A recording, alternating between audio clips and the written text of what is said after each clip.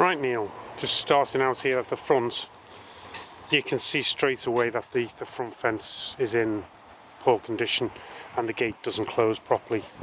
We've got a tree stump here, which you will no doubt have noticed, which is causing some considerable damage to the pavement.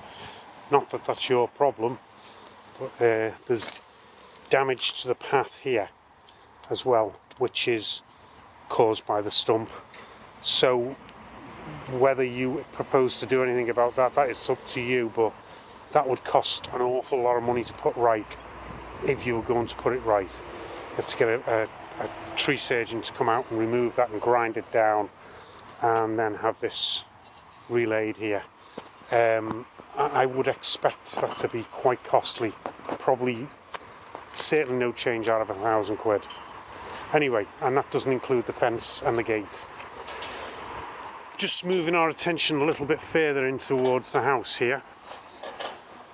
Right, we've got mainly UPVC windows here, an upper one and a lower one, and one either side of the front door. We've got a composite front door and an old wooden window frame there, which is in questionable condition. It's definitely going. Okay, so that needs to be replaced in the not too distant future. One of the observations that we make about this installation is that it's actually relatively old. It's certainly no newer than 1990s. These external beads tell us that, and if you look at the seals inside, they are sub 28 millimeters, I would guess. That's probably, these are only 12, 14 mil units, so they're not terribly efficient, and that applies to all these windows in the front elevation here. So they're not going to be the best. They're in a condition of fairly poor maintenance actually. You'll notice that all the mastic's missing. It's been done at some point. This is coming away here, but when I press that, that's rock solid. So I think somebody's used the wrong mastic here. They've used a hard mastic instead of the correct stuff. There's none across the top, and to get down on my hands and knees, there's none. I can't show you on the camera, but there's none underneath either. The door's been ordered the wrong size here. You can see it's been cut down there to make it fit, and some silicone's been put in there. This door is actually newer than the frames. This has been fitted at a later date. Just for your information, it doesn't make any difference to you or I. There's missing components here, there and everywhere.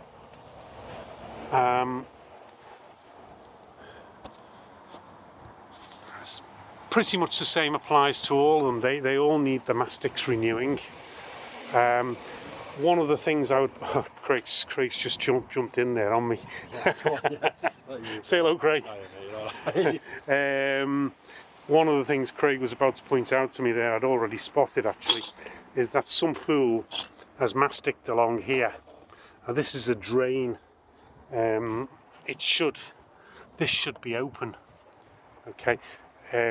Small amounts of water will always get in through the gaskets. Always get in.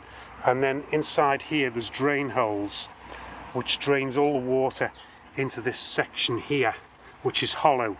And then there's drain holes in the bottom of that drilled, and then this is where it weeps out, and somebody's filled it and therefore stopped the water from escaping.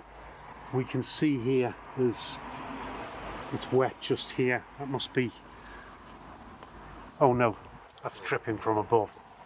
Okay. One other thing worthy of attention to bring to your note is this tiny bay roof here. Can I just get to the ladder, please, Craig? Okay. This has been done by, I would guess, a non-professional. It's got felt on the top of this bay here. It's not sealed at the back, it's peeling and coming away. It's been nailed on with nails, so each one of those nails is a potential leak. It's in really poor condition. That needs to be replaced, preferably with GRP, glass reinforced plastic.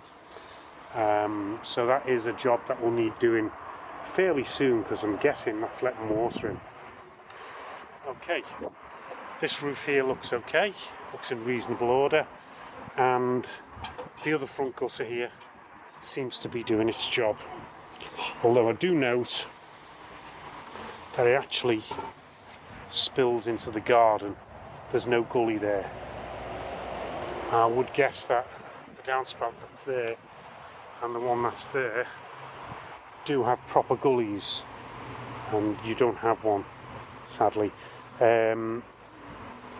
If you do choose at some point in the future to fit a secondary downspout here and bring it down onto this roof, this is going to be handling a lot more water than what it was ever intended to.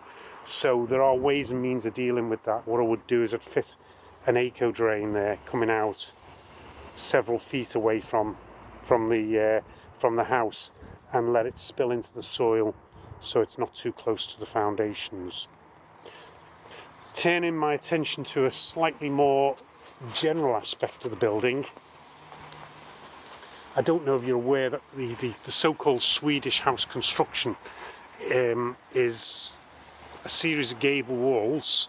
You've got your main gable on the end there, your neighbour's house, and in between each house there's a further gable which separates them and is a fire break, and of course that should go up to the top of the roof. Now originally they would have had a wooden structure here, timber frame construction with something like cedar cladding or something of that nature on the front, which your neighbour still has there. They've replaced theirs with UPVC. Yours has been replaced with brick, which obviously that's great.